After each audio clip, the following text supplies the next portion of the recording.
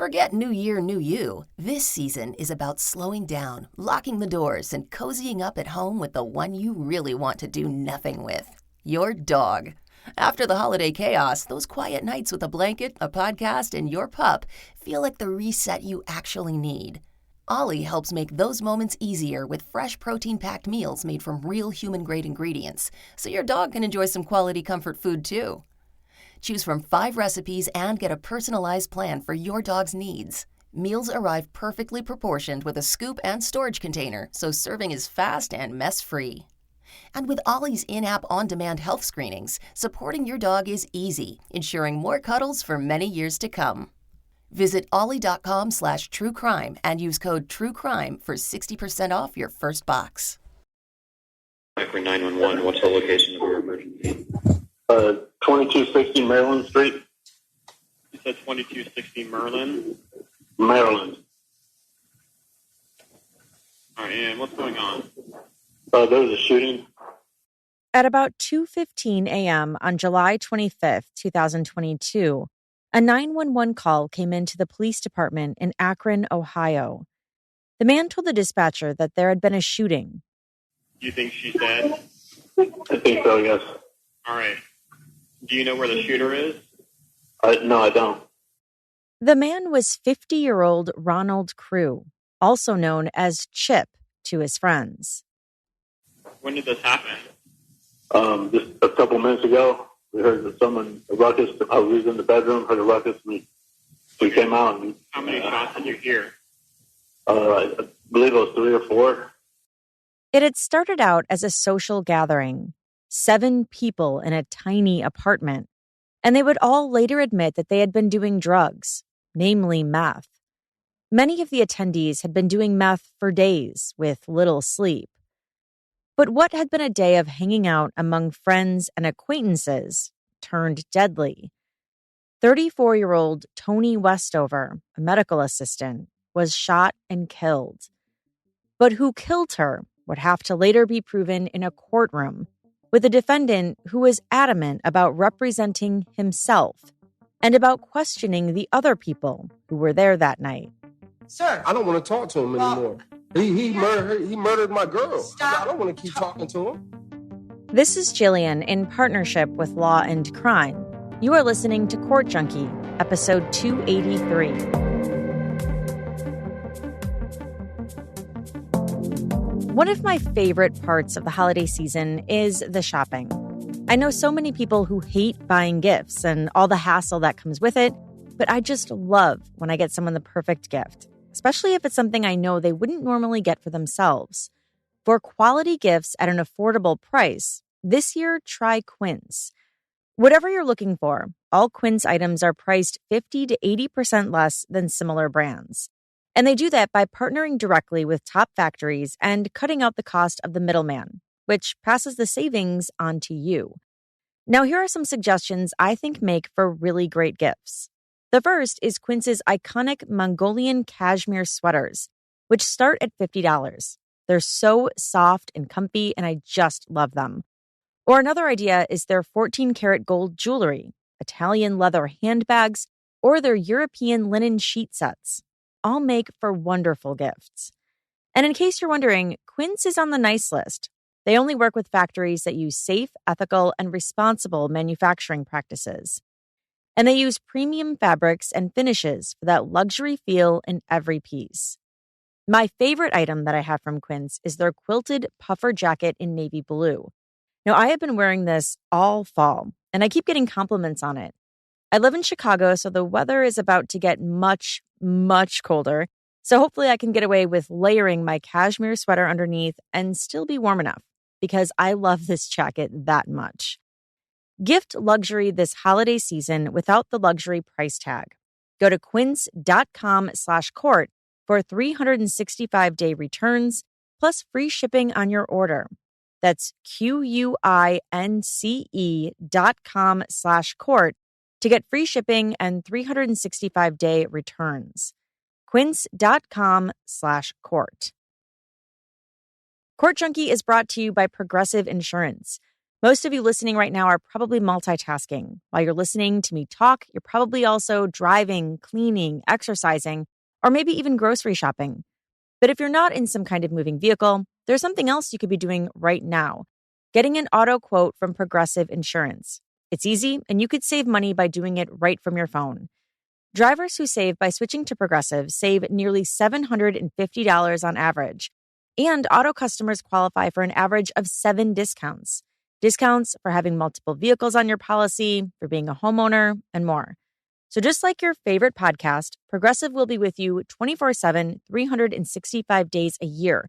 So you're protected no matter what. Multitask right now. Quote your car insurance at Progressive.com to join the over 28 million drivers who trust Progressive. Progressive Casualty Insurance Company and Affiliates. National average 12-month savings of $744 by new customers surveyed who saved with Progressive between June 2022 and May 2023.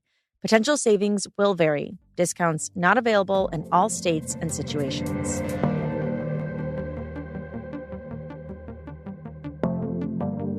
By the time Akron police arrived at the apartment on Maryland Avenue, nearly everyone who had been at the house had fled.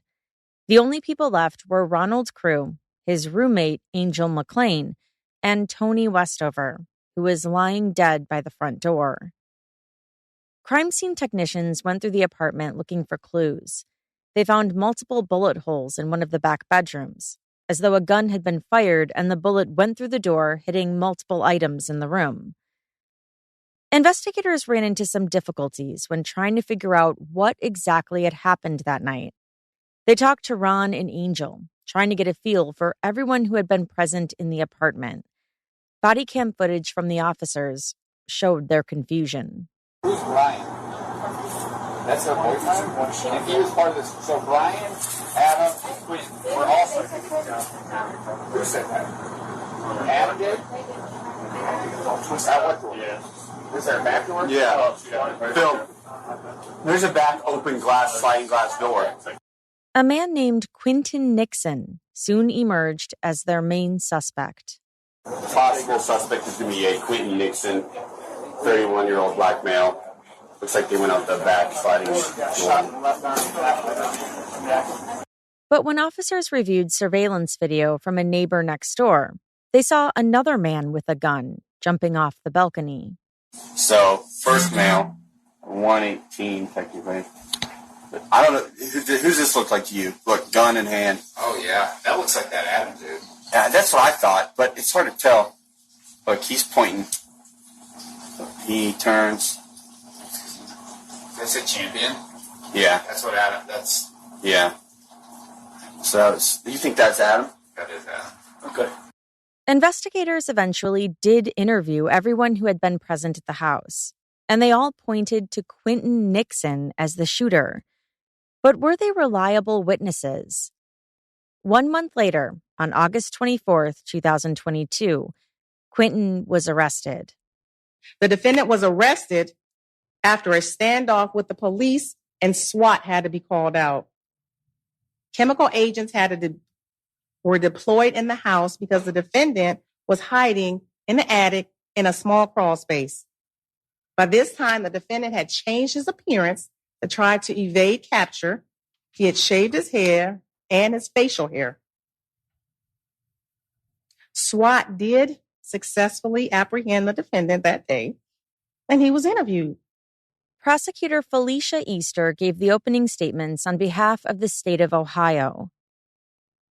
Quinton Nixon's trial began on October 2nd, 2024, and lasted for just 4 days. But one of the most interesting aspects of following this trial, at least for me, was that Quinton Nixon decided to represent himself and to do it in front of a judge, not a jury. Back to opening statements. He was taken to the station and interviewed. Evidence and testimony will show that the defendant made admissions and he changed his story multiple times in this interview, Your Honor. And then she set the scene for the judge. She said at 2260 Maryland Avenue, inside a tiny apartment, lived Ronald Keur and Angel McClain, and that during the week of July 25th, 2022, 3 other people had been staying there as well: Adam Wright, Ashley Broughton, and Quinton Nixon. Everyone had been doing meth for multiple days, but they were all getting along and having a good time together. On July 25th, Brian Fielders and his girlfriend, Tony Westover, came over. According to Prosecutor Easter, at one point, Tony needed something from her purse, so she emptied it out in front of everyone. Inside her purse was a gun. She said Quinton, being high, thought Tony was the police, and so he grabbed her gun.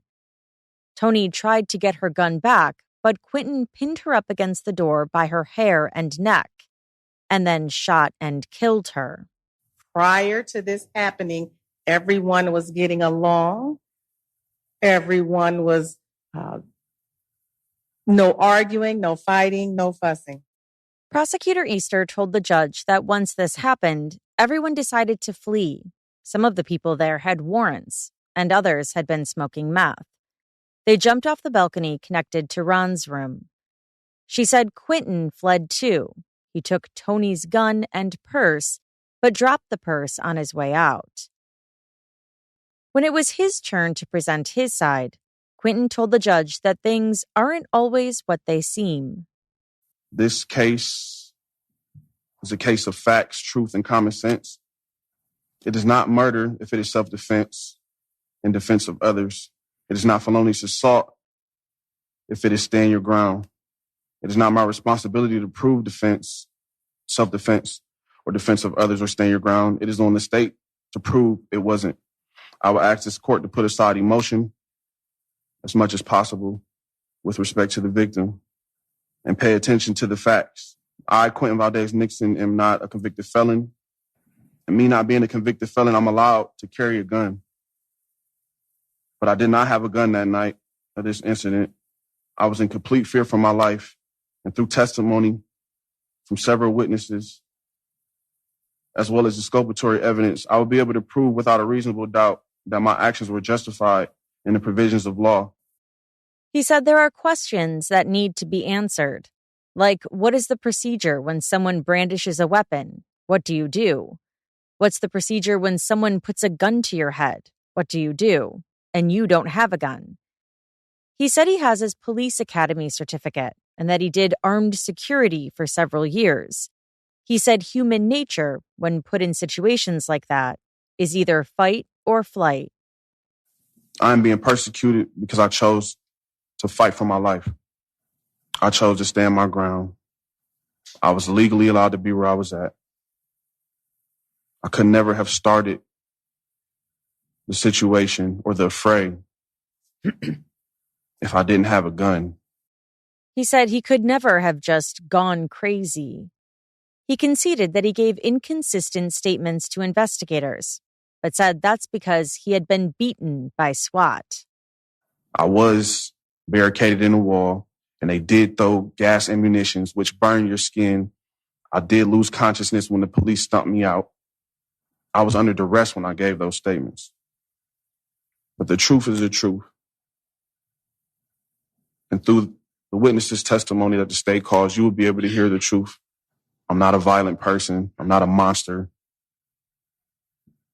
This wasn't planned. This wasn't calculated. This was self-defense. I was being jumped and beaten. For what reason? Maybe it was because I was dealing with the woman whose home it was, and her ex-boyfriend was there. I don't know. He said you can never start the situation if you don't have a weapon. Angel McLean was one of the first witnesses for the state. She testified that she is 35 years old and was living in the apartment on Maryland Avenue in Akron, Ohio. She said she and Ron, a family friend, were living in the top floor apartment. July 25th was a pretty normal day. She cleaned in the morning, and then she and her friends were smoking meth. She said at some point that night, her friend Brian and his girlfriend Tony came over. She and Ron then left for about a half hour and then came back. When she got back, Tony was sitting on her couch, and the 3 guys were in the kitchen talking: Brian, Adam, and Quinton. She said she and Ron started to put a mural together in the living room, but they weren't successful. They then went into her room to hang lights on her headboard. She said Tony was still on the couch and that Adam, Brian, and Quinton were still in the kitchen. Tell the court what happened while you were in your room. So I was in there maybe 10 minutes and I heard a commotion, loud banging, yelling, and I opened my door and I came out and seen Quinn had Tony put up at the door by the head of her hair and a gun pointing at her head.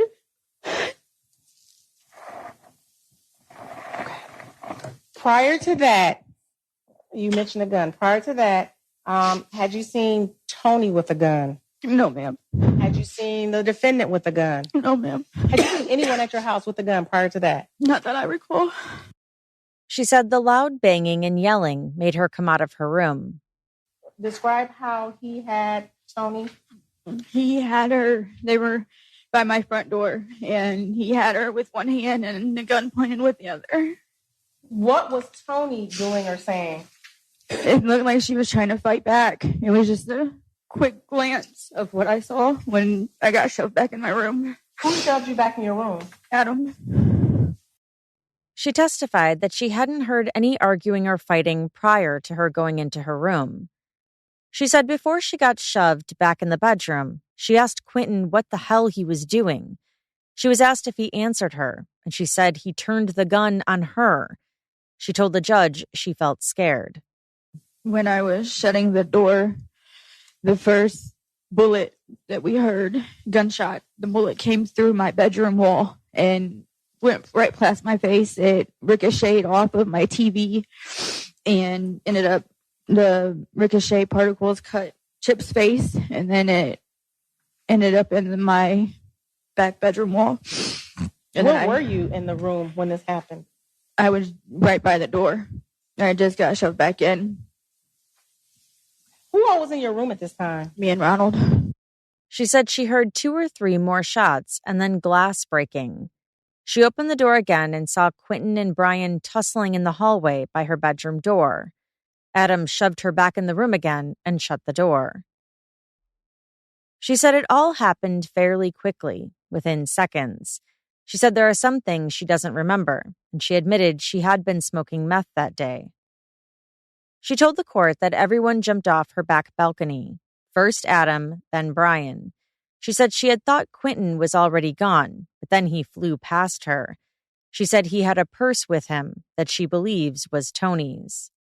How was he acting?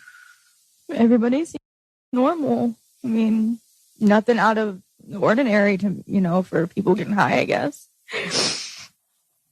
What about his sleeping? Were you all sleeping on a regular basis? I mean, yes and no. Okay, and what does that mean? It's kind of hard to sleep when you're high. Yeah. She said after everyone jumped off the balcony, Ashley came into her room and said that she had a warrant out for her. She then jumped off the balcony too. As anyone was jumping off the balcony, did they say anything to you as they were leaving? Brian did.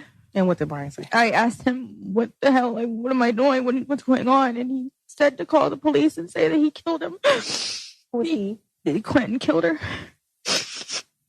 And he left as well, correct? He was holding on to the banister and then let himself go after he was done saying what he said. She said she and Ronald were left. Tell the court what you saw when you came out of your room after everyone left. I saw Tony laying on my couch by my front door. The way Tony was laying on the couch, could you open the door without moving her? Her foot was in front of the door. So we had to the cops told us to move it so we can let them in. And you said the cops, after everyone left, did someone call 911? Yes, ma'am. Ronald, was that immediately after everyone left? Yes, ma'am. Angel was shown a photo of how Quinton looked when he was arrested. What is different in this photo? He cut all of his hair and facial hair off. This is not the way he appeared I've never seen him like that a day in my life. Quinton then cross-examined her. You stated today that you seen no one else with a gun prior to the incident.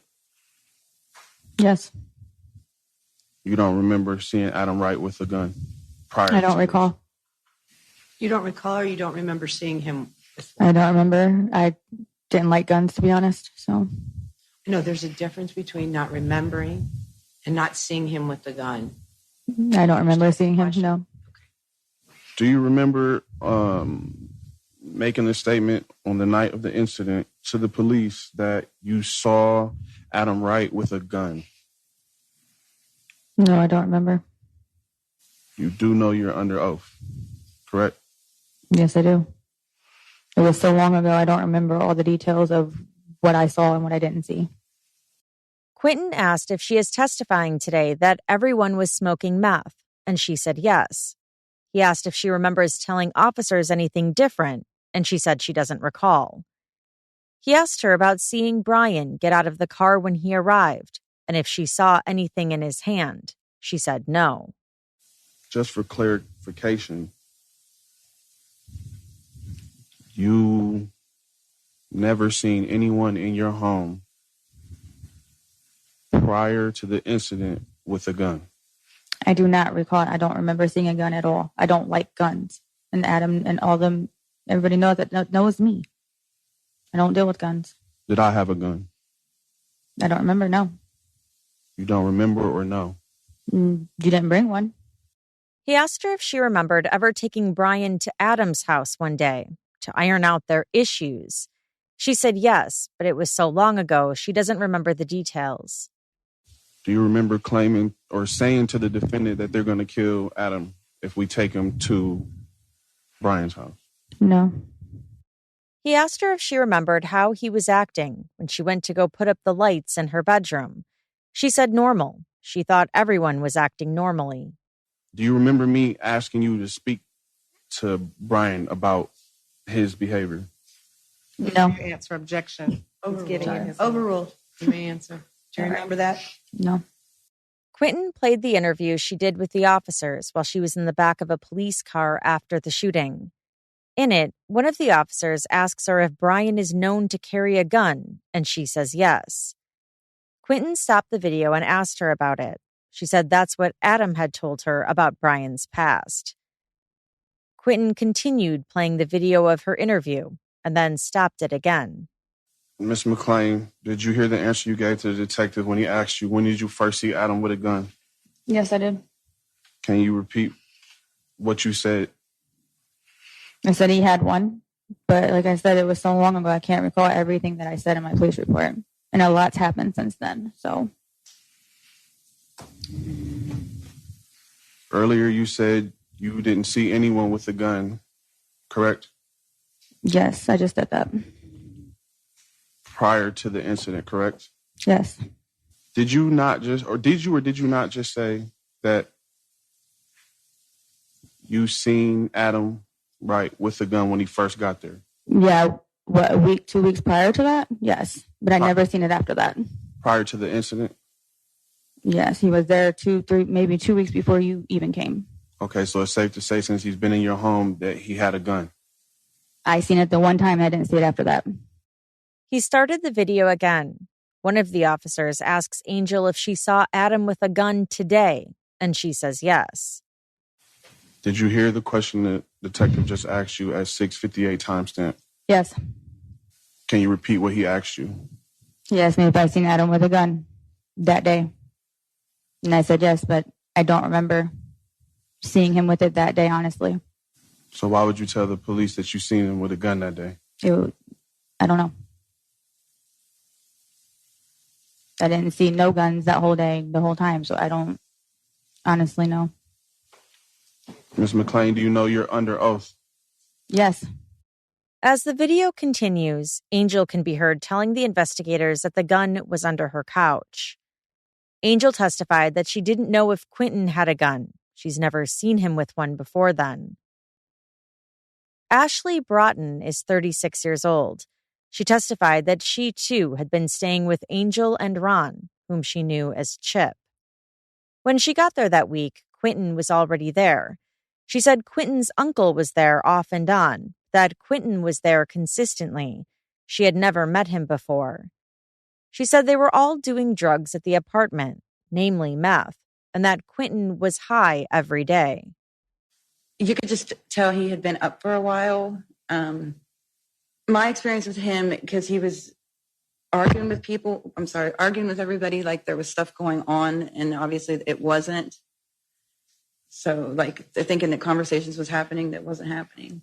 Okay, so two things. We can't assume stuff. We can't.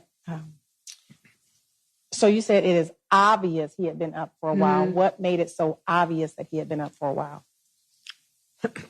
Just, I don't really know how to explain that. That's fine. Did you see him sleep? No. Okay. And you were there for a week. Did you see him tell the court about the arrangements in the house? Where would people sleep? He was within Angel's room. Adam was on the couch. Me and Chip was in his room, or Ron. And you can say Chip if you like. Okay. Way was in his room.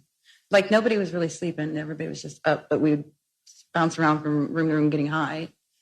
She said she doesn't know who brought the drugs. They were just there. You made reference of conversations that weren't had, or will you tell the court what did you mean by that in reference to the defendant? Thinking people was talking about him or about to get him. How did you know that? What did you see to lead you to say that today? There was an argument between him and Adam the one day that I was there, and that's what the argument was about. And then the night that all that had happened, there was an argument, and everybody kept trying to get him to leave to go home to go to bed, but he wouldn't. And because his uncle was leaving that night too, and he thought everybody was out to get him, I guess.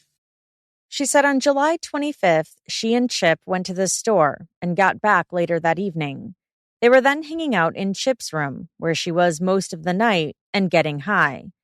Angel was trying to do something in her room, maybe hanging up something, and Chip was helping her. She said that's when Brian and his girlfriend Tony showed up. She then heard the guys, Brian, Adam, and Quinton, talking about an app. She said she went out into the living room and told them about an app she had put on an ex-boyfriend's phone. She was asked what type of app it was, and she said it was called Whisper. Chip and Angel had run out to the store, and when they came back, Chip and Quinton's uncle had a disagreement. She said that's when an argument started, and Angel asked them all to leave.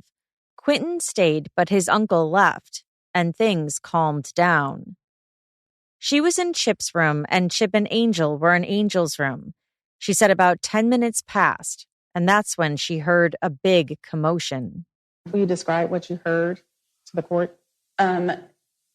Quinton yelling that she was the police. And when I went out to see what was going on, that's when him and her were fighting over a gun. Where did you go to see what was going on? Just like straight out of the bedroom. Like, there's a bedroom here, and this little hallway, and then a bathroom. Well, I went into that little hallway type thing. Okay. Describe for the court exactly what you saw. Quinton and Brian's girlfriend wrestling over a gun. And who had the gun? Quinton did, because I couldn't really see too much of it, but he had the gun, I know, but her hands, I don't. Okay. Okay, let's just slow down. You said the defendant had the gun. Can you tell how he was holding it? Was it up, down? Was it pointed at anyone? It was kind of just everywhere. Okay. Because, I mean, they were fighting over it, so. Was anyone saying anything? He was saying that she was the police, and somebody else, I don't know who it would have been, but they yelled, no, she's not. Okay. Where was everyone else, meaning Brian and Adam? Did you see them? Brian was on the couch. I know Adam was in the kitchen at one point, but I don't know where he would have been at that time, if he was still on the couch in there or not. But I know. Did you see Adam? No, I couldn't see Adam. Okay, I so you don't Brian know where sitting on the couch, not doing anything while it was happening. She said after the gun started going off, Angel yelled to go into her room, and so she did. Ron ran in and hid in the closet. She said prior to that day, she had never seen Quinton with a gun. She was asked if she saw anyone else in the house with a gun, and she said Adam. She saw it when she first got there. She said he would flash it around and hold it out. It was visible, she testified. At any given time, did Adam ever threaten anybody with a gun while you were there? Not that I'm aware of, no. Okay. Do you know whose gun that the defendant had in his hand when you came out and saw him tussling with Tony? I don't know whose gun it was, but I know he had one. When you came out, can you describe that gun that he had tussling with Tony? What did that gun look like? It was a smaller handgun. Mm-hmm. Where were they when they were tussling? In front of the doorway, like that goes outside. Like there was the couch there, and then there's the door, and it was like right there. She described what happened next. Quinton had ran into the room and he was freaking out, and Angel yelled at him and told him to get out of the room, that he looked like the devil. And then he had went back into the living room, and then you could just hear stuff. And then Adam had ran into the room, and I can't remember what all he was saying, but like everybody was just freaking out after what happened. Okay. And then they left. They ran and jumped off the back balcony. She said she heard another gun go off too.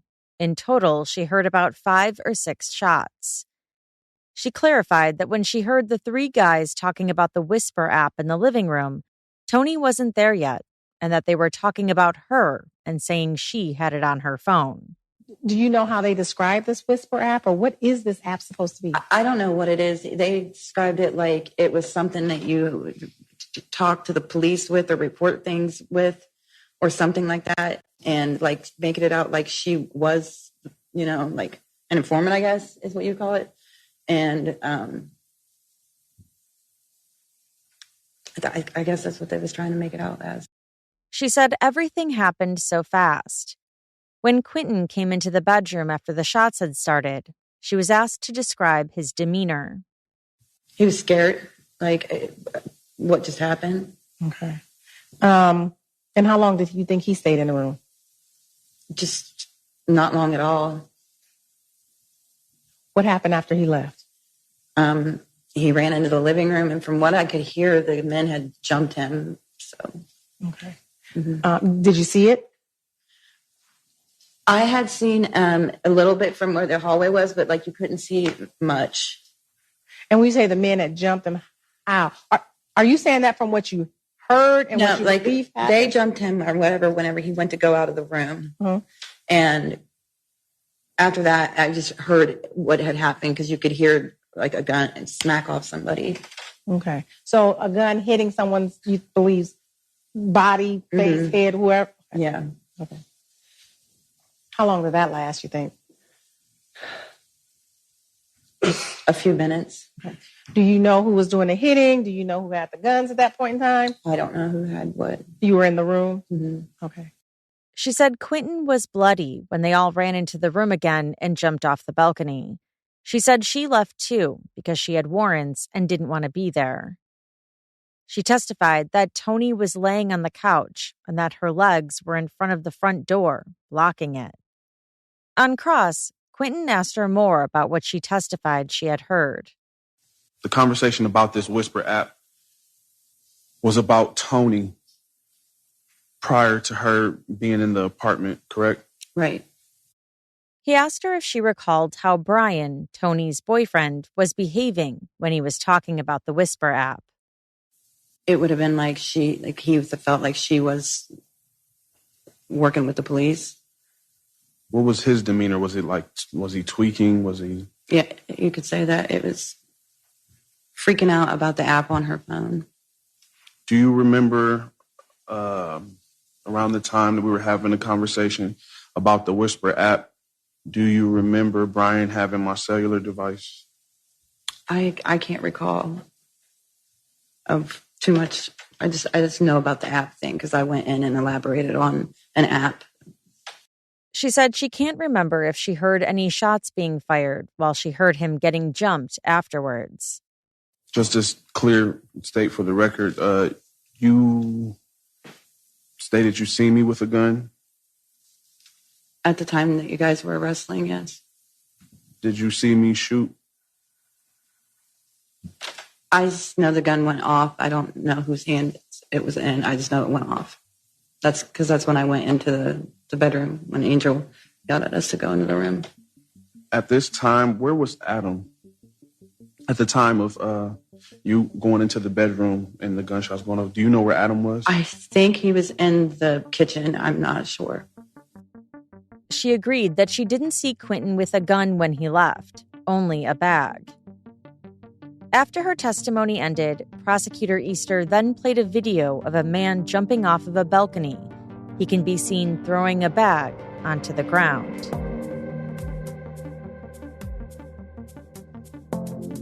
The holiday season is here. That usually means spending time with loved ones, maybe eating really great homemade food, or, as I've said before, one of my favorite things, shopping for presents. Last year, I gifted some of my girlfriends and my mom and sister some of my favorite things from SKIMS. And now that the SKIMS Holiday Shop has launched, I'm doing it again. But not only is SKIMS helping me with my gift giving this year, but they're also going to be featured in my family's holiday photo shoot with our matching SKIMS pajamas. My husband and I both have soft lounge sleep sets, and I discovered this year that SKIMS also has the most adorable sleep sets for kids. My 6-year-old and my 1-year-old will be matching, and the best part is they won't complain about it too much because they'll be in comfy pajamas. Shop SKIMS Holiday Shop at skims.com. Available in styles for women, men, kids, and even pets. If you haven't yet, be sure to let them know I sent you. After you place your order, select podcast in the survey, and then select our show in the drop-down menu that follows.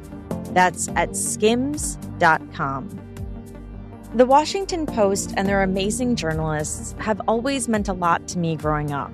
I was one of those kids who was really interested in what was going on in the world at a pretty young age, and it has never let up. Chances are, if you're a court junkie, you're probably the same way. You just like to be informed. Well, today's episode is sponsored by The Washington Post. So when you go to washingtonpost.com/court, court junkies can now get an exclusive deal to subscribe to The Washington Post for just 50 cents per week for your first year. I love reading The Washington Post for their coverage on everything from politics to world news to food, tech, and more. But one of my favorite things is their For You newsletter, which sends me my very own personalized roundup of stories every evening based on my interests and reading history. And their app is great. It makes it easy to stay up to date and navigate all of the news stories coming in. The Post even offers a cool feature for you audio lovers. You can actually listen to articles in addition to reading them. Now more than ever, it's important to stay up to date on the world. So go to washingtonpost.com/court to subscribe for just 50 cents per week for your first year. That's 80% off their typical offer. So this is truly a steal. Once again, that's washingtonpost.com/court to subscribe for just 50 cents per week for your first year. Brian Fielders testified that he's 37 years old and works in construction. He said Toni Westover was his childhood sweetheart and that they had been dating as adults for 7 months at the time of her death.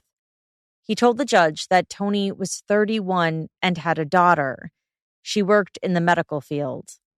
Can you tell me a little bit about Toni? How was her personality? Toni was a sweetheart, real kind, real soft-spoken. I don't know. She was a real gentle person. He said the day of her death was just a normal day for them. They hung out and got high. Their drug of choice was meth. One of his friends, Adam, whom he called Slim, was over at Angel's apartment that night, and so he decided to go over there too. He knew Angel through Adam. He said he and Adam were having a small disagreement and had distanced themselves from each other for the last few weeks. It was a small petty thing, however. and he said they made up quickly. Tony drove them over there. He recalled that they were all talking and having a good time while continuing to smoke meth. Tony was on the couch in the living room, and he and Adam went into the kitchen to talk. He recalled them talking about music and a record deal he had messed up. Prosecutor Easter asked if he had ever heard of a Whisper app before, and if they were talking about that.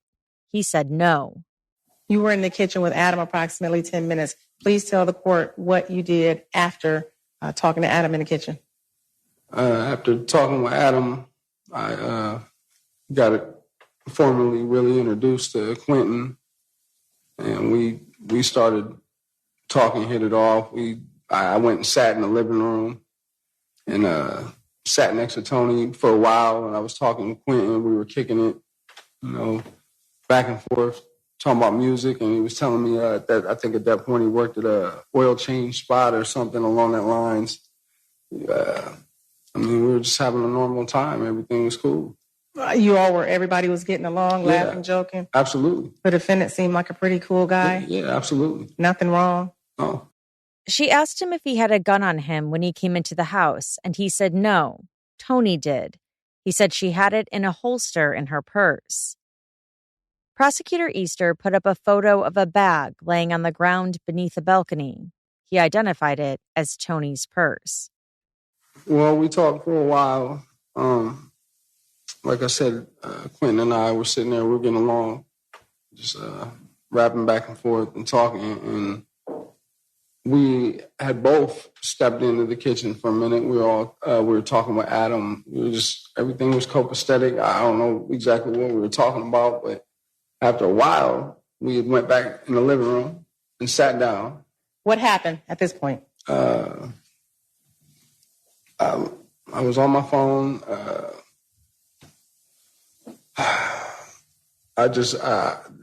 Next thing I know, Tony gasps. He had grabbed a gun. Quinton grabbed a gun. How did her gun get out? She was going through her purse. Okay. Now you can tell that part. I know I stopped you before. Yeah. I apologize. Talk about how her gun got out.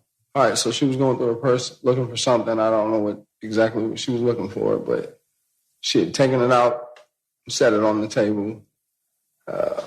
Did she take any other items out of her purse? I'm sure she did. Like I said, I was on my phone. So okay. While you were on the phone and Tony was taking items out of her purse looking for something, was there any arguing? No. Was there anything that caused you any concern between the defendant and Tony? No. Okay, go ahead. And so I look over. Here she's scared to death. I look over. Quinton standing here has got her gun. So he has her gun. Yes. What happened after that? I jump up. Okay. Start talking to him. Slim is in the kitchen and starts yelling at him. Okay. Now, what are you talking to him about? I'm trying to calm him down, and he's asking me if she's the police, which I was like, no. I'm trying to calm him down. Like, what are you doing, man? You're tripping. Put the gun down. Relax. He said Quinton was acting like he was out of it. I wouldn't say he was panic-stricken. He wasn't panic-stricken, but he was definitely. It's hard to explain. You'd have to do drugs to understand. Okay. He was in another world, like as far as he was convinced that she was a cop. And he was looking at us to verify that she's the police. And I'm sitting there telling him no. Slim's yelling at him, screaming at him, telling him to put the gun down. Okay. What happened after that? Everybody was froze for a minute. I could see he was thinking about it. And Tony's over here. She's scared to death. Tony twitches, and he snatched her up, yanked her across, literally drug her over the table pretty much. Is that how the table fell? Yeah, well, it might have been from us. I'll explain that. We'll get to that. So he yanked her. How did he yank her up, or where did he yank her up? He snatched her, he grabbed her up and yanked her over by the couch he was at. Okay. And those started firing the shots. He said he doesn't know how long it was before shots were fired. Tony was trying to get away from Quinton, and he said he ran over there to try and get between them. At that point, him and I locked up. I bit into his face. I'm wrestling him for the gun. That might have been how the table got knocked over. You know. Was that causing commotion and noise, everything in the living room? Oh, absolutely. Do you know where Adam was at the time? Yeah, he was still in the kitchen, kind of just probably in shock. Who knows? I wasn't really focused on him when I had his, trying to get this gun. And he, you know what I mean? Now, when the defendant grabbed Tony's gun, had Adam pulled his gun out at that point? I don't know. Okay. Prior to him grabbing the gun when you were sitting on the couch talking on the phone, had anybody threatened the defendant with the gun? No. Okay, so Adam was in the kitchen at that point in time? Yes. Adam had not pulled his gun out or threatened the defendant at that time? No. Did Adam, prior to this, threaten the defendant with the gun? No. Okay. He said he tried to wrestle the gun away from Quinton as he got him to the floor and was biting his face. In the process, he bit a hole through his own lip. He said he wasn't able to get the gun, so he separated himself from Quinton and ran towards the back room. Adam went out the sliding glass doors, and he followed. Prior to running out you said the back door? Back, the sliding glass doors. Oh, okay, and that's over the balcony? Yeah. Okay. Prior to doing that, at any point in time, did Adam intervene with his gun and use his gun to help you? No, I mean, he didn't use it. Use it, not use it as in shooting. Yeah, he didn't. He didn't use it to shoot it or anything. Okay. And do you remember him hitting the defendant with the gun? No. Okay. How did the everything break up on the floor with you all? Adam kind of intervened and pulled, because I was on top of him at that point. I just couldn't get that gun from him. And he snatched me up, kind of yanked me, let's go. Okay. And Tony, she was on the couch. Was she moving? No. He said it happened quickly and that he was so focused on Quinton that he couldn't tell what anyone else was doing. As he was leaving, he said he told Angel to call the police. He ran because he had a warrant and also because Quinton still had the gun in there with him. Prosecutor Easter then showed him a video of Adam jumping off the balcony. She asked if he could see anything in Adam's hand, and he said yes, a gun. As for whether he saw that gun at any time prior to that, he said no. As the video continues, Adam jumps down and points his gun into the balcony door. Do you see what Adam is doing now with the gun? Yes. Okay. Did you hear Adam say or do anything after the fact with the gun? No. Okay. The video continues and Adam puts the gun into his back pocket and walks out of frame. Then Brian jumps down. On cross, Quinton asked Brian if he remembers saying anything about Tony spying on him and possibly being an informant for the police. He said no. How was I acting? What was my demeanor? What was my body language? What was I doing? You was cool. Everything was copacetic. You stated for the record that we got high on methamphetamines. Absolutely.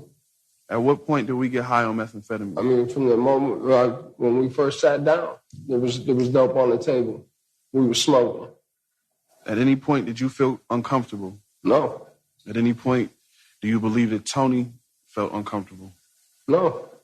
You stated for the record today that you did not have a gun. No, I didn't. Brian was interviewed by detectives. He estimated it was in August. You stated on record today that you didn't see Adam Wright with a gun until what was shown on camera? No, I didn't say that. I said later later on in the confrontation. I didn't know he had a gun when I first got there. Okay. No. Did I ever fire any shots at you?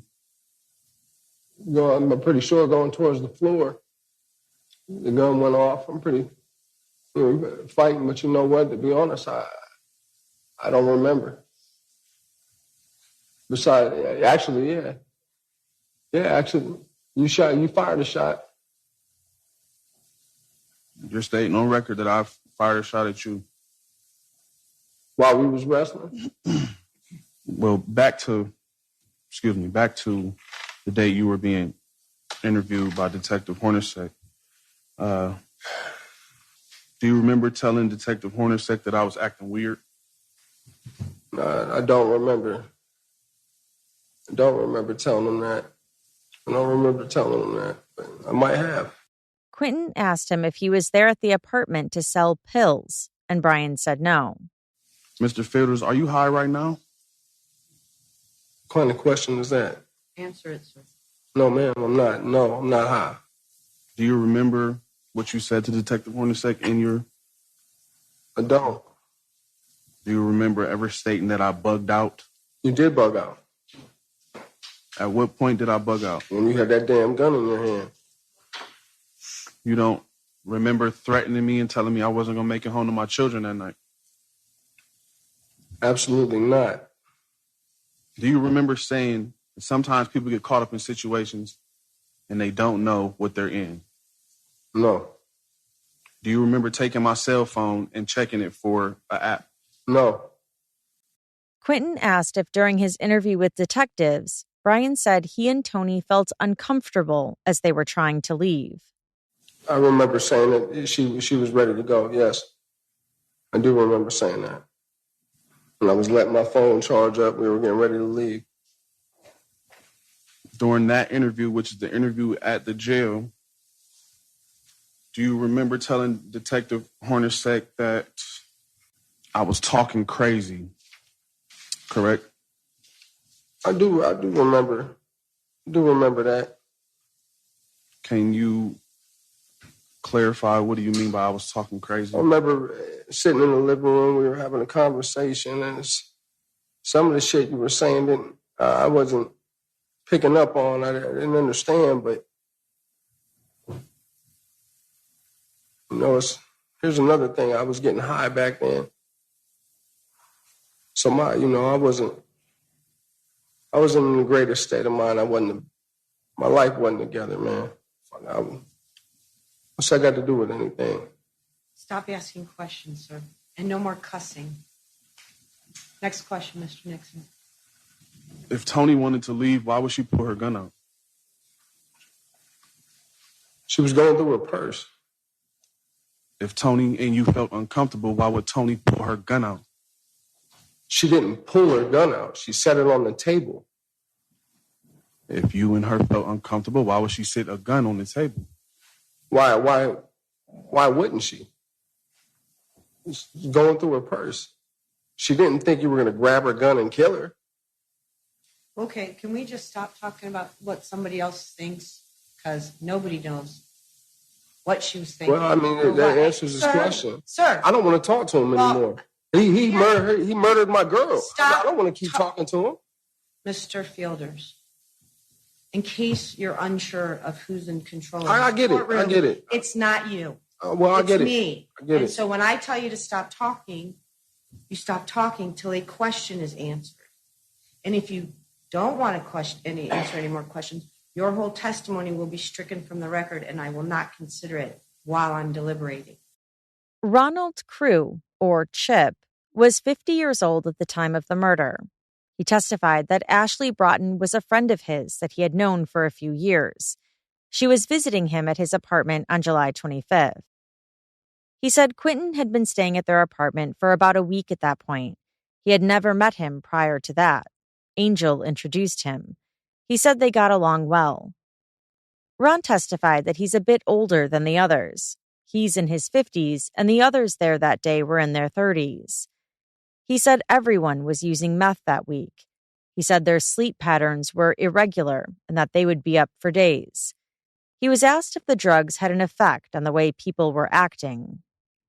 Oh, yeah. I mean, the longer you're up and stuff, the more, you just don't think clearly, you don't make good choices. It's just, So it's a combination with the drug use and lack of sleep or staying up that comes with meth. Yes. Do you know where the defendant was sleeping or staying while he was there? Yeah, he was staying in Angel's room or on the couch. Okay. So it sometimes could vary? Yes. He said he had never met Adam Wright before. but that Adam started staying with him and Angel a few weeks prior to the murder. He said Adam and Quinton were getting along, and in the week prior were always hanging around together whenever he saw them at the apartment. Prosecutor Easter asked if anyone had any arguments with each other, and he said he thinks Quinton and Angel may have argued, but he doesn't know what it was about, and it didn't last long. On July 25th, he said he woke up, went out that day for a little bit, and then spent the rest of the day at home. He said he saw Brian and Tony pulling up as he was leaving to go to a gas station with Angel. He said she told them they would be right back. He said he saw Brian head up the stairs while Tony was still sitting in the car. When asked if he knew if anyone in the house had a gun, he said Adam had one. Adam had a gun. How do you know Adam had a gun? Well, he didn't try to hide it. I just, he'd always have it on him. He'd walk around with it or whatever. When you say on him, in his hand, like in a holster, in his pocket, what does that mean? He'd have it usually like tucked in his pants. And he would have that just walking around the house? Yeah. Now, while you were there, did you ever see Adam pull the gun on anyone? No. Okay. Did he ever use the gun in an argument or anything? No. He said they went to the store and were gone for about 15 or 20 minutes. When they got back, Brian, Quinton, Tony, and Adam were all talking. He noted that Tony was on the couch and the guys were in the kitchen. He said he went back in his bedroom where Ashley was. Then he went into Angel's room to help her with some lights. When he went to go into Angel's room, he said he saw Tony, Quinton, and Brian now sitting down in the living room. About 30 minutes later, he heard a commotion, people yelling. He said they came out of the room to see what was going on. I seen Quinton. He was by the door. He was holding Tony. Had her by her shoulder. It looked to be a shoulder. Could have been shoulder or neck area, but he was holding on to her. And I believe Brian was Brian was on the floor, I believe. He said Quinton had a pistol in his hand, pointed at Tony. He testified that he heard yelling and then a bigger bang. What was her appearance, demeanor? Could you see her facial expression? What was she doing? I couldn't see her face. The way he had her, her head was pulled down. Okay. Could you see his facial expression or what he looked like? He glanced over. He just, I don't know. No, he just maybe scared would be a good way to put it, or that's how he looked. Angry. I don't know what, his eyes were bigger than normal, Did you see Brian with any weapons at this time, any guns? No. Okay. And you didn't see Adam, so you don't know what Adam was doing? No, I don't know what he was doing. He only stayed in the hallway for a few seconds. He said he heard 3 shots go off, and he grabbed Angel and brought her and Ashley back into the bedroom. He said he told Angel they needed to call the police. About a minute later, Quinton came in, holding a gun and a purse. Angel yelled at him, and he left. He was asked if a bullet came through the wall, and he said yes, but it wasn't from the 3 shots he had heard. He wasn't sure where it came from or whose gun it was. It grazed his chin. The 911 call he made was played for the judge. Prosecutor Easter then asked him about some of the things he said to the dispatcher. For example, he had said that he didn't know who shot Tony and that he thought there had been a break-in. Ron testified that he never saw Tony get shot, but did see Quinton holding the gun up to her. As for saying there may have been a break-in, he said that was his initial thought when he first heard the banging. On cross, Quinton asked him more about Adam's gun. Yeah, he did have a gun. If he had it on him, he had it on him. If he was sitting down, it may have been sitting down beside him. I'd never seen him walk around just like twirling around or nothing. No, he either had it on him or close to him. Quinton then asked Ron about an object that was on the floor of his room. Prosecutor Easter had shown him a photo of items located in his room while he was on direct, and he hadn't been able to identify it. The state's Exhibit 18 in the room, when they circled the picture, you couldn't make out what that was, correct? Correct. But it was in your room, correct? Yes. Would you say that you're in control of everything that's in your room? For the most part. And everything in your room would belong to you or whoever you allowed in your room, correct? Correct. May I ask why you don't recognize what is under the basket that was shown to you in the picture? I just can't make out what it is under the basket. Quinton again showed him the photo of his bedroom and focused again on the object under the laundry basket. Yeah, it resembles a machete. Okay. But you said you didn't have a machete. No, I don't have a machete. I never have a machete. Never had a machete. And this is your room, though, correct? Correct. So one more time. Look at Exhibit F. One more time. A little bit closer. I think now that I zoomed in more, you can clearly see. Can you see the ridges on the... Now that I zoomed in, I don't know what that object is obscuring it, but can you see the ridges on one side and the smooth?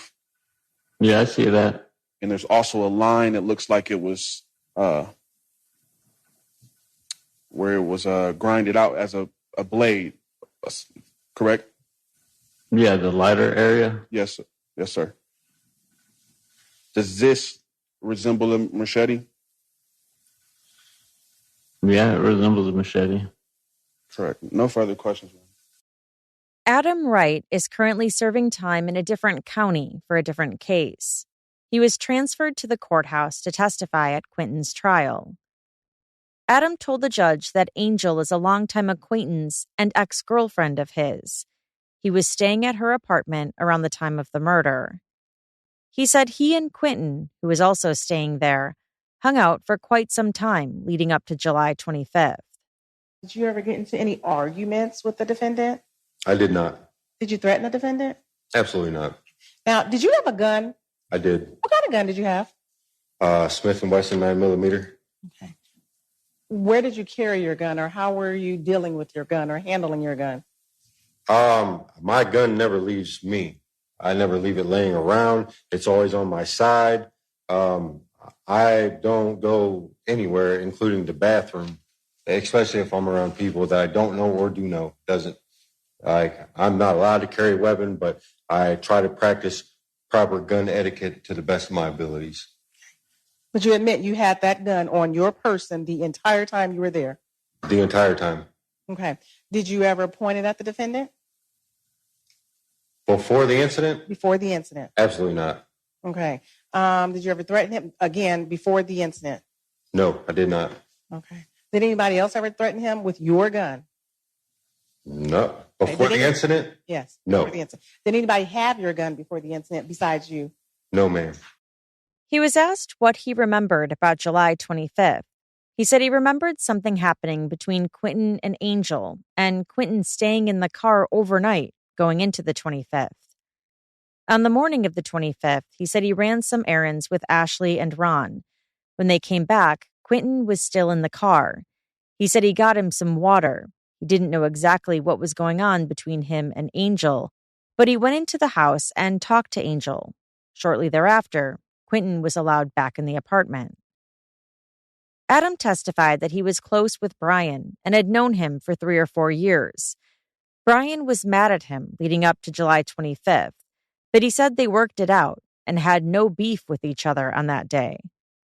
He said everyone was getting along in the house. He described Ron, whom he called Chip, and Angel leaving at some point, and then he said he got a phone call. My phone rings, and it's Angel, and she's like, "Hey, Brian's in the driveway." And I'm like, okay. I kind of startled, why wouldn't he knock on the door?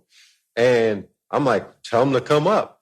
And I believe at that point, I heard Chip in the background say, "Hey, tell him he's got a gun on him." And I'm like, okay. At this point, I carry a gun everywhere I go. So it didn't bother me. I was kind of expected. You know what I mean? Mm-hmm. So, but the only person that comes up is Brian at that point. Okay.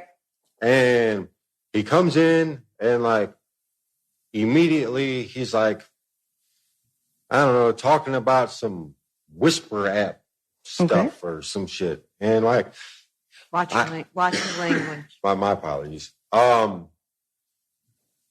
He's talking like you can clearly tell he's high. Okay. You know? And I kind of I'm not into that kind of stuff. Who all was with you when he was talking about this? Me, him, and Quinton. Okay. So after a little while, I kind of gave up. Them two were talking, and I got up and I was back and forth from the kitchen into the living room. He said when Chip and Angel got back, they went into her bedroom. He said Tony was in the house at this point, and she was quiet on her phone on the couch. He had known Tony for several years. He said Brian and Quinton were talking. So literally, my back is to everybody that's in the living room. They can see me. And for whatever reason, all I heard was the sound of Velcro. Okay. And at that point, I heard, hey, something, don't quote me because it might not be exact, but it was something along the lines of, hey, man, hey, what are you doing? What are you doing? Okay. And at that point, something in me said to turn around, and I started reaching for my weapon, and I started to turn around. Up to that point, had you seen any other gun in the house? Did you see? I did. Okay. There was a weapon sitting on the table in between everybody. Okay. How did the gun get on the table in between? I do not know. Okay. I don't know who put it there. I know that it was not my weapon. And that's at that point, that's all I know. Okay. Did you see Brian come up? Did he have a weapon on him when he came upstairs? If you remember. Not that I seen, but there was a weapon between the two of them. Okay. Did you? Two of whom? Between Tony and Brian.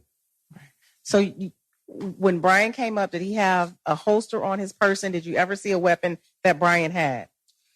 I didn't see him personally have a weapon, but I know of them to have a weapon. Okay. Does that make sense? Yeah. So you don't know where this holster was prior to you seeing it on the table? I don't know who put it on the table. Okay.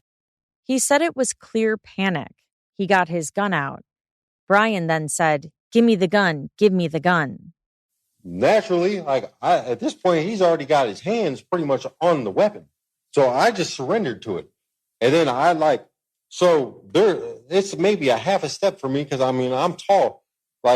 I literally am behind him, and as he's going down, I'm going down, protecting myself. What do you mean going down? Like in a protective, like something's wrong's happening. You know what I mean? He has the gun, I'm behind him, and he's crouching down, almost like trying to get small in a bad situation, if that makes sense. Okay.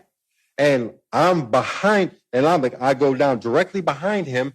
And at that point, I roll underneath the table, slightly behind or against that half wall right there. As in ducking for cover with a gun?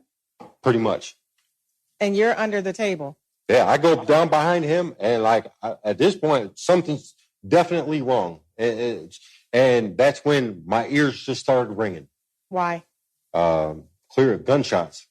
Prosecutor Easter asked if Brian had shot his gun, and Adam said, "I don't believe so." After the gunshots, or I don't it's kind of a mixed thing. I don't know. Until you've been in a situation like that, it's hard to explain. And so I get my gun back. He just hands it to me, right? And I jump up and I come around the corner and I see Quinton standing there. Tony, at this point, is motionless, on the couch. She's not moving. Okay. Okay. That's the first thing that I seen when I came around, was somebody laying on the couch, and Quinton was standing there. So I upped my weapon at that point. Quinton threw the gun in the middle of the floor, put his hands up, and said, "I don't want to die." Okay. that's when Brian attacked him. Okay. At that point, I look down and I see Tony again, and she's not moving. You can just tell. Okay. And I attacked Quinton as well.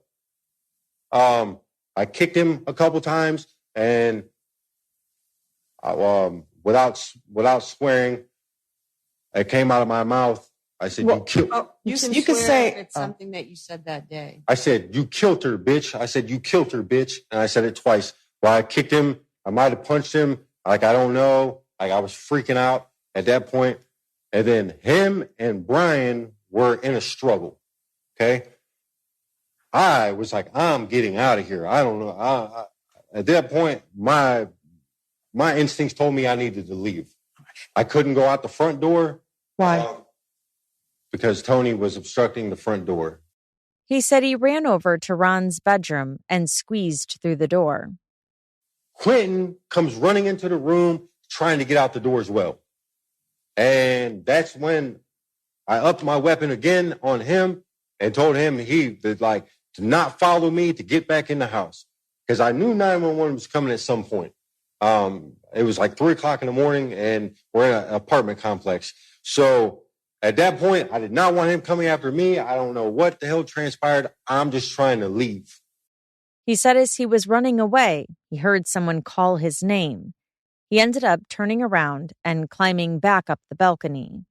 Might have made it a house or two. Okay. But I'm just saying, in my world, it seemed like a lifetime. Okay. So when I get back into the apartment, I go back through the same door, and I go down the hallway. So when you come out of Chip's room, there's another bedroom directly across. Yeah. Okay. That door's closed. I go back in, and I still have my weapon at this point, and I come to the corner where Tony was originally sitting before this all happened, right there at that corner. And I pause for a second, and then I come around the corner, and I see Quinton.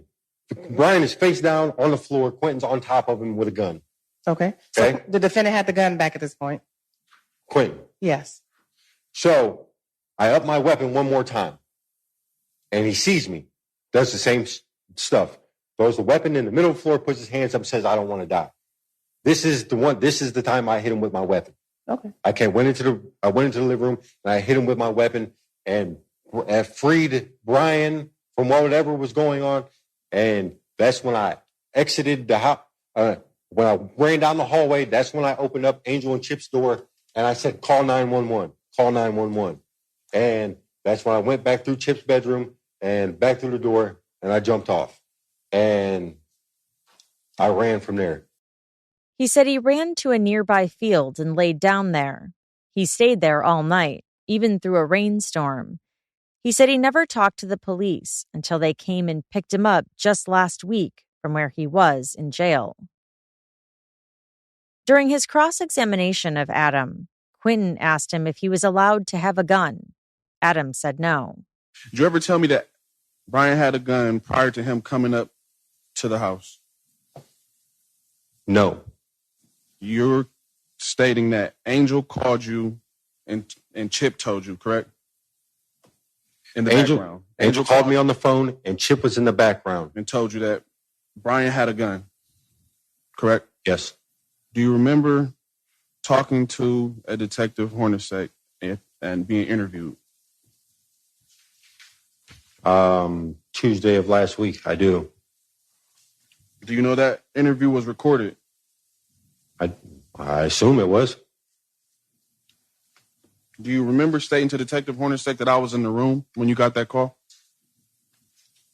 I don't believe that I ever told the detective that. You don't believe, or you?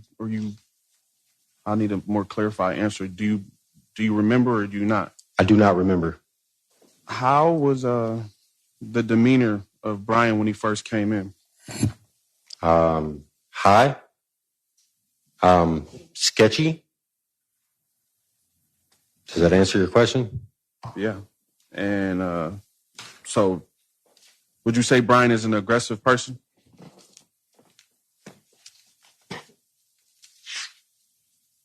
I've seen him both ways.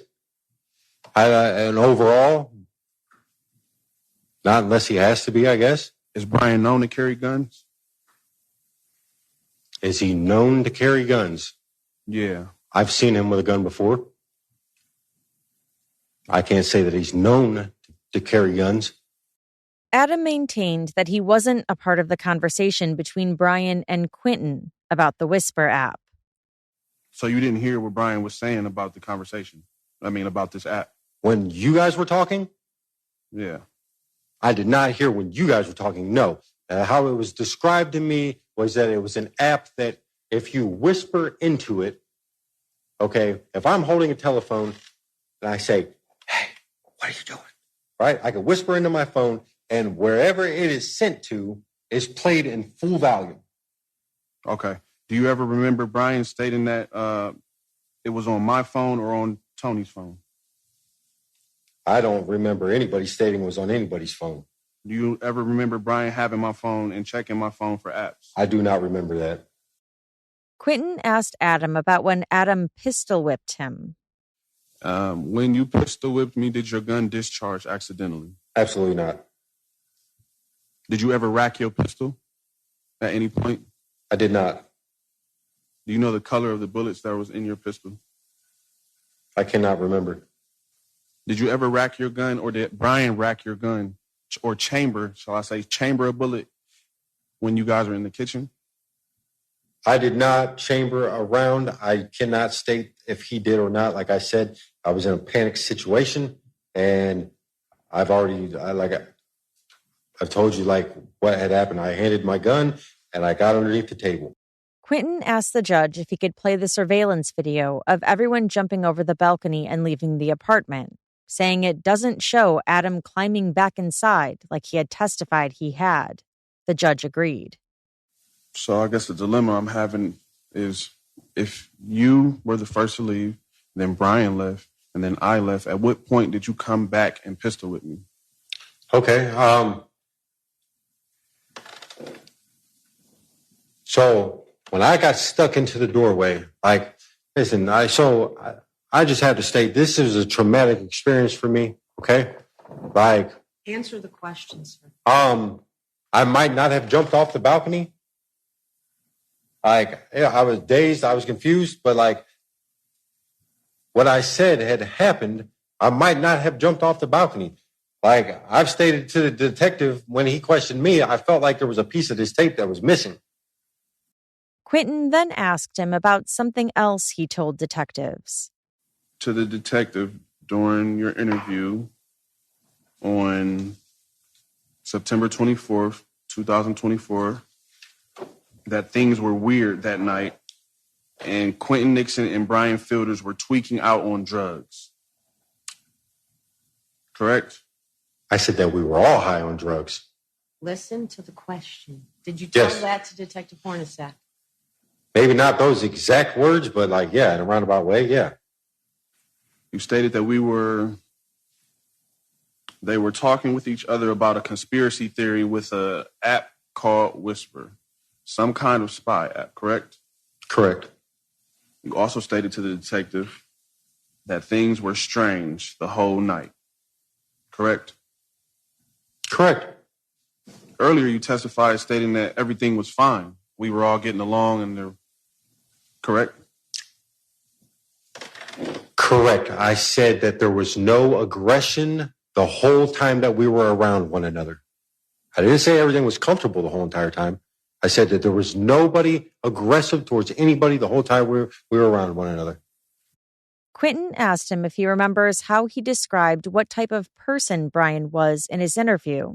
Adam said no. Do you remember me ever asking Angel to tell Brian to chill out? I do not. Do you remember Angel coming in and out of the bedroom, as you said earlier, kind of like being nosy, checking on us? And do you remember that? I do. Do you remember Angel being kneeled down at the table where that hot comb is, and where you were at, where that hot comb was right in front of the kitchen, and me saying something to her along the lines, asking Angel for help, basically? Do you remember me asking Angel for help? No. Do you remember Brian stating that I was not going to make it home to my children that night. Absolutely not.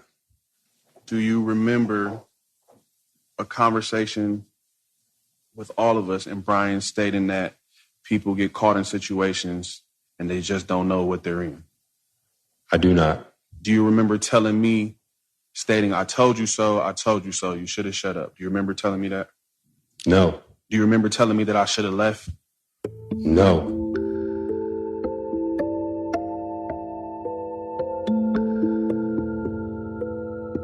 Basically, today I'm testifying on my behalf. Quinton Nixon got up on the stand and told the judge what he says happened on July 25th. According to Quinton, he had known Angel for about 3 years. He said she picked him up one day and that he had started staying at her place. He saw Adam right there.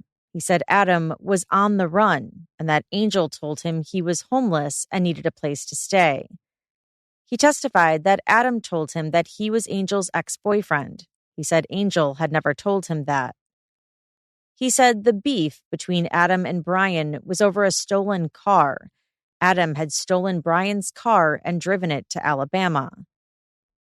He told the judge that on July 25th, Angel left him to go to the store, which he thought was kind of weird. When he came out of her bedroom, he opened the door and saw Brian standing there. He comes in talking about he thinks his girl is trying to set him up.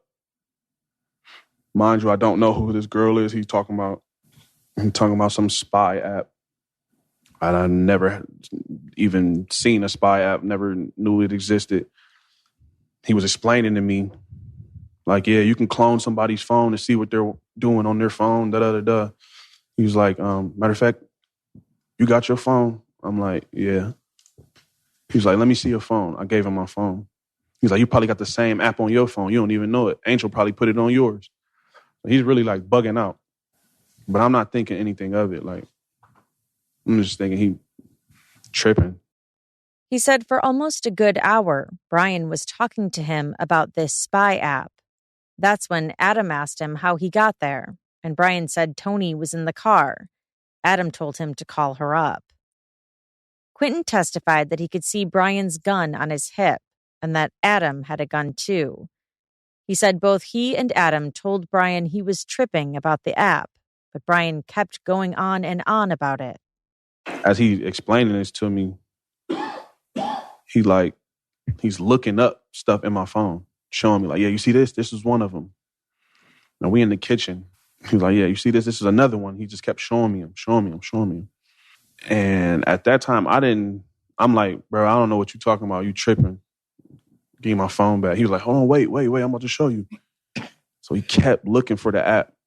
In my head, I'm like, man, is you trying to put it on my phone or something? Like, it's not on there. I don't let people see my phone like that. He said Tony eventually came up and sat on the couch, scrolling through her phone. He said Brian was now talking to Adam and Quinton about an app on Quinton's phone that he believed was connected to the police. He accused Quinton of recording them and asking too many questions. Quinton said Tony was quiet, but pulled out a weed pen and asked him if he wanted to hit it, and so he did. He kind of looking at her, like side-eyeing her after she let me hit the vape pen or whatever. And he said something to Adam of the nature like, yeah, people be tripping, bro. I don't know what's going on. Gotta watch. People really be the police. You don't even know it. And I see he's like real adamant about this police thing. Mind you, I don't know Adam. I mean, I don't know Brian. I don't know what he's into for real. Never heard of him. Except for when Angel was crying that when we drove Adam over there. And they was making him sound like he was just some aggressive bulldog that was a killer type. He said Ashley came out and was talking to him about the app, saying she has heard of it. Quinton said Brian still had his phone and was insistent on finding it. Quinton said he started to get aggravated because he wanted his phone back, but he knew Brian and Adam both had guns, so he wasn't about to get aggressive. So now I'm like, yeah, I'm not the police. but you tripping. I'm gonna need you to give me my phone. And then Angel's right here. Like I said, she's sitting right here. I looked to Angel and I said, Angel, tell him I'm not the police. She laughed. She did a little, like a smirk or some type of laugh or something like, And I look at her like, are you tripping? You need to tell him I'm not the police and get my phone back. These your people. She like, this when she looked at me and said, well, there ain't really nothing I can do now. He here. Who is he? That's what I said. Who is he? Like, what do you mean by that? He said Angel got up and went into her room. He stood up then and demanded that Brian give him his phone back. He said it looked like Brian gave it to Tony. I'm feeling weird, though. So I look back at the door. Because I'm sitting right here. I look back at the door to see if it was locked. And I'm just about to leave. And he was like, yeah, I don't think you want to do that. I made a motion like this. I got up out my seat a little bit. And when he said it, it made me sit back down. What you mean? He was like, yeah, I don't think you want to do that. And I'm like, what are you talking about? He's like, I got somebody outside. He said something of the nature. You ever been in a situation where you don't know what's really going on, but you talking too much? And I'm like, nah, I haven't. So I asked him for my phone again. I'm like, yeah, I'm about to get up out of here. He's like, you're not going anywhere. He was like, he said something of the nature, I got my kids at home. And if you got kids, you're not going to make it to see your kids tonight. And at that time, that's when he pulled the gun out. He said Adam got up, and as he was walking, he said, I told you so. You should have just left, and pulled his gun out. Quinton said now he was scared. Both men had their guns out. Brian put his on the table and said, you don't know what's going on. Quinton said he wanted to run, but he was like a deer in the headlights. He said Tony was still there on her phone, quiet on the couch. Brian looks over at Adam. And in him looking over at Adam, I lunged for the gun on the table. But his attention instantly turned back to me, reaching for the gun. And that's when the brawl over the gun, and we fighting over this gun. It's not in the holster. The gun wasn't in the holster. It was in the holster when it was on his hip. But when he pulled it out, it wasn't on the holster. So at the same time, we reaching for this gun together, basically. He throwing punches at me. I'm screaming, I'm not the police, I'm not the police. This table gets flipped this way. Tony gets up, moves over here. But I'm not really paying attention to her because I'm wrestling with Brian over this gun. So he got his hand on it, I got my hand on it. We throwing punches at each other. He kind of getting over on me. When I mean getting over on me, he's lightweight winning the fight. And I don't know how he got me to the ground. But this is when he bit me in my face. Sometimes I tried to roll out of his hold. He had me in like some type of chokehold. I don't know. He bit me in my face, and he's like edging the gun to my head. He said all he knew was that he had to get the gun or else Brian would shoot him. He said he was screaming, I'm not the police, and I don't want to die. He showed the judge a photo of his injured face. He said Adam hit him in the head with his pistol and that the gun went off. He said Brian yelled to Adam, bro, do something. He said Adam then clocked him over the head with his pistol at least 3 times, and he started bleeding. The gun went off and the bullet went through the wall.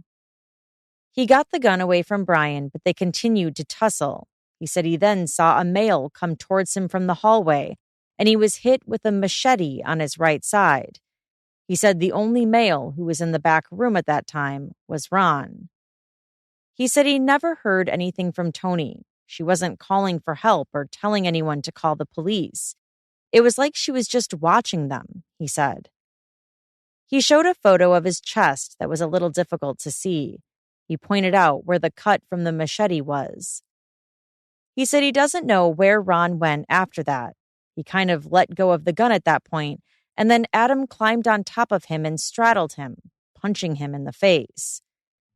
He said he ended up grabbing the gun again, and Brian punched him and pushed him off. That's when he said he fired the gun. Brian ducked and ran into the kitchen. He said he never brought a gun, that they did, and they had the machete.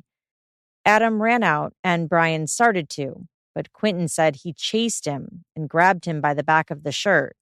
He said he felt like they were trying to get away from what they had just done. Tony was dead at that point. Adam reached back in with his gun and pointed it at Quinton.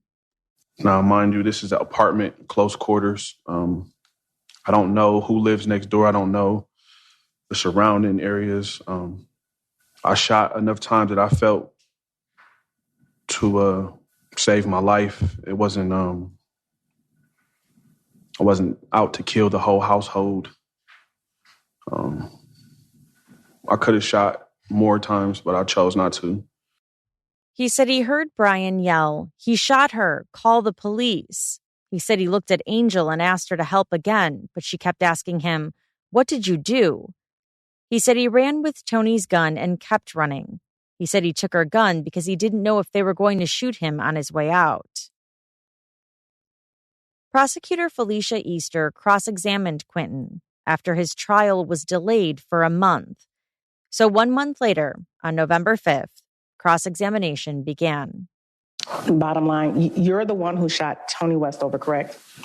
Yes, ma'am, in self-defense. Okay, and you shot Tony with her own gun, correct? Yes, ma'am. Okay. I didn't know it was her gun at the time, though. Okay. After shooting Tony, you fled the scene. You left the scene, correct? Yes, ma'am. Okay. And everyone fled the scene, correct? Now that I know, yes. And you heard their testimony that they either had warrants or was on parole or things of that nature, correct? Yes, ma'am. At that time, did you have a warrant? I believe I had a capious warrant. Okay. Is that the reason you left? No. Okay. Speaking of the microphone, just because, you talk very softly and I want to be able to hear your answer. Yes, ma'am. Okay. No, that's not the reason I left. Okay. When you left, you had the gun with you, isn't that correct? Yes, ma'am. When you left, you took Tony's purse when you jumped over the balcony, correct? Yes, ma'am. Okay. And you took that gun because you knew that was the gun that just shot Tony Westover, correct? No, I took that gun because there was another gun on scene. Right. And that gun on scene was the one Adam or Brian had, correct? Yes, and I was in fear of them using it on me. Okay, but you left right after them. Like you literally were following them out. Ron was still in the home, and he was the one that hit me with the machete. And Angel also told me to get out. Oh, now Angel told you to get out? Yeah. Okay. I'm just asking because you didn't testify to that at first. So now she's telling you to get out. She told me I was the devil and I needed to leave. Okay. And you said Ron hit you with the machete. You had a gun, though, correct? He had a machete. You had a gun. Yeah. Okay. You took that purse, too. That wasn't to protect you, correct? No, ma'am. You took that gun because you had touched a vape pen in there? No, I had took the purse to find my phone as well as I touched the vape pen. Because you told the officers that you touched it during your interview. You touched a vape pen. The vape pen, yes, and ma'am. your fingerprints may be on that vape pen. Yes, ma'am. I panicked. So you were trying to cover up even being there, correct? I mean, that's what it looked like, yeah, so I can... She asked if the only person he shot that day was Tony, and he said yes, 3 times. You could have left that apartment at any time, isn't that correct? Prior to the incident, yes. Okay. Now, when you were interviewed by the detectives, you stated multiple times, 21 minutes, 18 seconds. I was there for like 4 to 5 days. I felt like I could not leave. You even texted your mom to make sure you were safe. 22 minutes, 58 seconds. I felt I could not leave. I tried to leave. That is not true. Isn't that correct? What is not true? That I text my mom? I text my mom. No. I was there for like 4 or 5 days. I felt I could not leave. I felt I could not leave. You said that multiple times throughout. I tried to leave throughout that 4 to 5 day period. When I spoke to the detectives? Correct. That's what you said, correct? Yeah, I said that after getting beat by the police. I was scared. She pointed out that in his interview with detectives, he said at one point that he never shot the gun and that it was Brian who had shot Tony.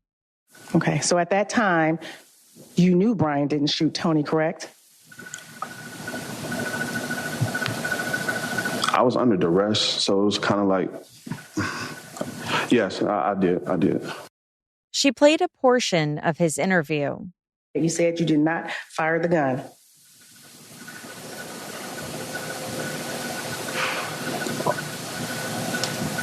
I don't know. All I know is I fired the gun. You absolutely did fire the gun. That's I absolutely correct. did fire the gun. In self-defense.